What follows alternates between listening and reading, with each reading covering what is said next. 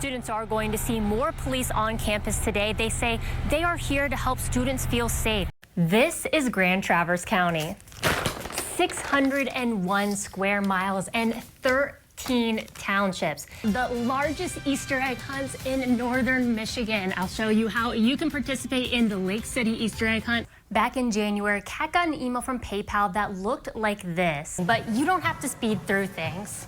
Experts say start at your own pace, and it's okay to take a little weight off. It's still starting at its familiar place here at Railroad and Front, heading all the way down Front Street, then making a left onto Oak Street. We are now inside the JW Marriott Ballroom, where at some point tonight, Tudor Dixon will be on that stage. The two TV screens behind us, and every time another Republican race in a different state is called for, that Republican cheers erupt. The weather may be getting warmer, but this water right here is still pretty cold. We have water safety tips coming up for you. If you know who the suspect is, it'll ask that you call the sheriff's office. And this fire was so difficult to put out because of the reason that you can see behind me. Look at all that smoke still billowing up. I think we have had the absolute perfect background behind us right now, because right now we're on the locks and we are watching a ship go through to measure the amount of output from a light source. So the more lumens that you have, the brighter that light is going to be. Would you take Abraham Lincoln to his monument?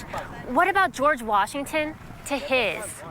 That's how the founder of the Honor Flight knew he needed to find a way to get veterans to their memorials. Catalytic converters are described as a honeycomb of precious materials. All the good stuff is in the inside, which is why they're stolen off cars frequently, especially along US 31. This is the 5th time Jeff Stolowski at Silver Lake Auto Sales had catalytic converter thieves hit his lot. The sheriff's office says the solution is to add more light. The better lit the area is, the more protected you would be. But Jeff says that's not possible for him to do. This isn't the first time we've met Jeff. A year ago, we talked to him about his battle for lighting in his car lot. Green Lake Township said Jeff's lights were out of ordinance. So 6 months ago, Jeff took them down. You just encouraged them to come back. You're welcome back in. Yeah. That's when things started going missing again.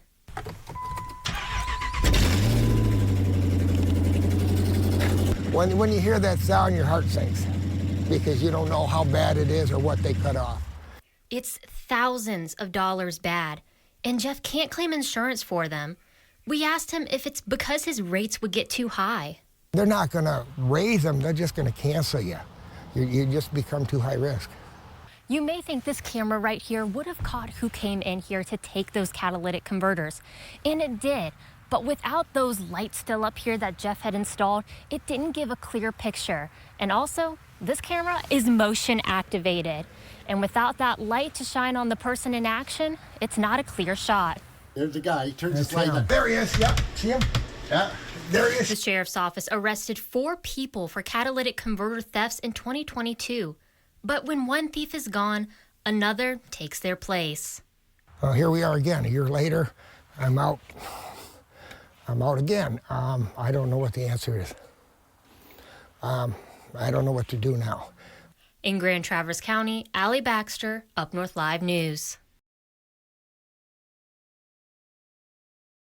10 years. It may be a decade later, but the same faces are still here. And you may not always see us share it all the time because it's hard. Kelly Boyce Hurlbert grew up on a trout farm in Benzie County. She loved seafood, tutus, and the color purple. A little Spitfire. So everybody, I mean, she was always sweet to everybody, but as her sibling, oh, she was the quiet, but don't make her mad. Nicole is Kelly's big sister. She grew up hearing her little sister remind others to love.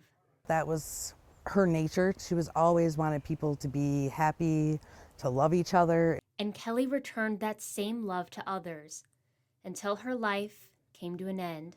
Kelly Boyce Hurlbert was hit and killed while riding her bike in Traverse City. That was almost 3 years ago. A woman killed in a hit-and-run crash on Washington Street in Traverse City 5 years ago. Today marks 6 years since Kelly Boyce. This time of year is always especially hard, just not having answers. Investigators know that Kelly was biking home from work when she was hit from behind. Who hit her is still a mystery. We know what happened, but not who. You'll never move on, but to just not have the answers, all the pieces, is just unbearable. Nicole says there's a hole at every celebration because Kelly isn't there. It makes her think of Kelly's dreams, dreams that won't be fulfilled.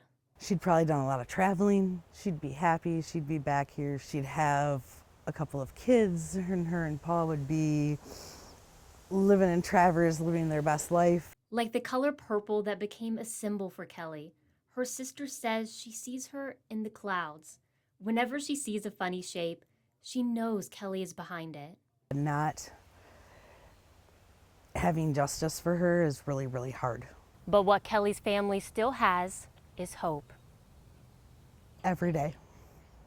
Every day we hope we get the phone call that it happens. And you try not to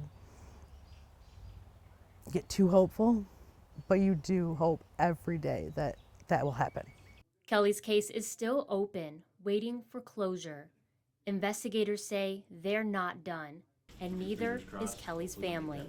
Until we bring, and I will say, her murderer to justice, because the tip, it is going to take a tip, it's going to take a confession. Nicole says the past 10 years have been full of ups and downs without Kelly. She and her family have good and bad days, but every day, you think of her most days. Yes, every day. In Traverse City, Alli Baxter, Up North Live News. It's going to be a long day. A long day that started early for passengers across the country. The FAA grounded all flights around 6 a.m. These flight statuses didn't stay that way. We received a first notification between 11 and 12 last night that the NOTAM system was having some problems. So what is the NOTAM system? It lets airports talk to pilots about what conditions to prepare for to safely land on that airport's runway. Without it, pilots are flying in blind. You know the old saying in Michigan, I got a new story to tell you in 5 minutes because of the weather. Well, that's the way we tell our story. Although the FAA lifted its flight ban at 9 a.m., the delay impacted flights scheduled throughout the day. We had this trip planned for months in advance, and we're on a girls' trip. These passengers were supposed to be on a United flight to Chicago, with plans to be in Cabo by the end of the day. But with delay after delay, it seemed unlikely they would make their connection.